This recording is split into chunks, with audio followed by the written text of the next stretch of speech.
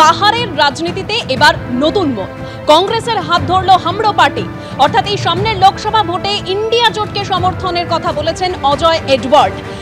15 বছর ধরে পাহাড়ের মানুষকে বঞ্চনা করেছে বিজেপি, অভিযোগ করে কংগ্রেসকে সমর্থনের ঘোষণা Ajay এডওয়ার্ডের।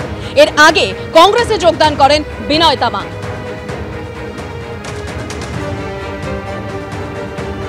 After 15 years also, nothing has been done for all the sacrifices we did BJP को समर्थन करके. The Prime Minister had come to Siliguri a few weeks back, और after 15 years बोल रहा है अभी आप लोग का काम ज़्यादा देर नहीं है, अभी होगा. लेकिन 5 साल जो आगे आया था उस टाइम भी गोरखा लोग का सपना मेरा सपना बोल के गया था. लेकिन ये 15 साल सिर्फ सपना हो गया, हम लोग को जाति को कुछ नहीं मिला. इसलिए हमरो party formally supports Congress as well as the India गठबंधन, नॉट फॉर गोरखास ओनली, लेकिन देश को बचाना है.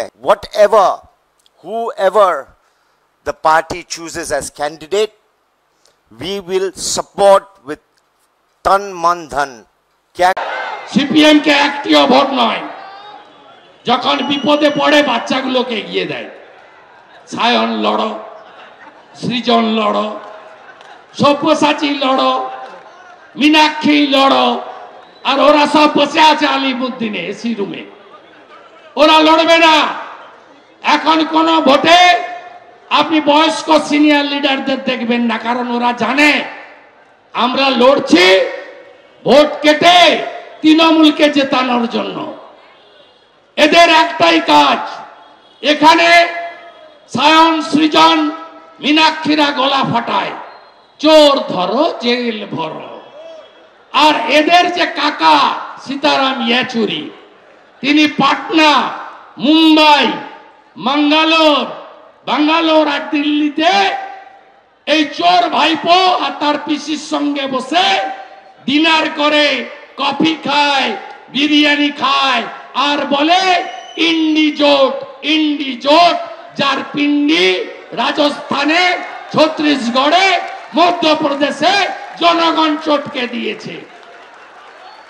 তাই যারা চান চাকরি চোর, কয়লা চোর, গরু পাচারকারী, সন্দেশখালীর মা বোনের ইজ্জত লুণ্ঠনকারী তৃণমূল থাকুক, তাকে মহাদেবের সম্পর্কে খারাপ কথা বলা, এখানকার প্রার্থীকে ভোট দিয়ে দেন. আর যারা মনে করেন বাবা মহাদেব, তাকে আক্রমণ যিনি করেছেন নিজের পেজ থেকে, আমরা সনাতনী, আমরা 1 জুন বদলা নেব.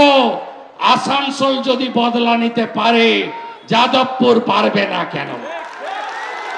আসানসোল যদি অগ্নিমিত্রা পালকে জিতিয়ে বাবা মহাদেবকে বিকৃতভাবে আক্রমণ করা, তৃণমূলের এই সম্পদকে হারিয়ে বাড়ি পাঠাতে পারে, শিক্ষিত মানুষের বাস করা এই যাদবপুর পারবে না কেন?